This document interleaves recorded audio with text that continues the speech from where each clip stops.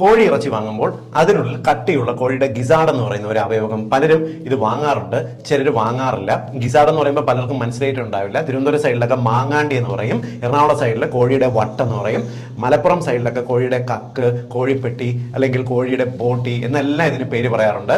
കോഴിയുടെ കഴിക്കുന്ന ഭക്ഷണം ദഹിക്കുന്നതിന് വേണ്ടിയിട്ടുള്ള ഒരു രണ്ടാമത്തെ ആമാശയം എന്നാണ് ഇതിന് വിളിക്കുന്ന പേര്. പലരും പറയുന്നത് ഇത് കഴിച്ചു കഴിഞ്ഞാൽ ശരീരത്തിൽ ക്യാൻസർ പോലെ കോഴിയുടെ വിഷവസ്തുക്കൾ വന്ന് സ്റ്റോർ ചെയ്യുന്നവയാണ് കഴിക്കരുതെന്ന് പറയും. യഥാർത്ഥത്തിൽ ഇത് ഏറ്റവും കൂടുതൽ പ്രോട്ടീൻ അടങ്ങിയിട്ടുള്ള, ലീൻ പ്രോട്ടീൻ അടങ്ങിയിട്ടുള്ള, കൊഴുപ്പ് വളരെ കുറഞ്ഞ ഒരു ഭക്ഷണമാണ്. ഇത് വളരെ വില കുറവാണ്. നമുക്കൊരു ഒരു കിലോ മേടിക്കാൻ പോയി കഴിഞ്ഞാൽ 50-60 രൂപയ്ക്ക് വരെ കിട്ടുകയും ചെയ്യും. ഇത് കാരണം ഇതിന് പലരും കോഴി ഇറച്ചി വാങ്ങുന്ന സമയത്ത് ഉപയോഗിക്കാതെ കളയുന്നതായതുകൊണ്ട് തന്നെ വില കുറച്ച് കിട്ടുകയും ചെയ്യും.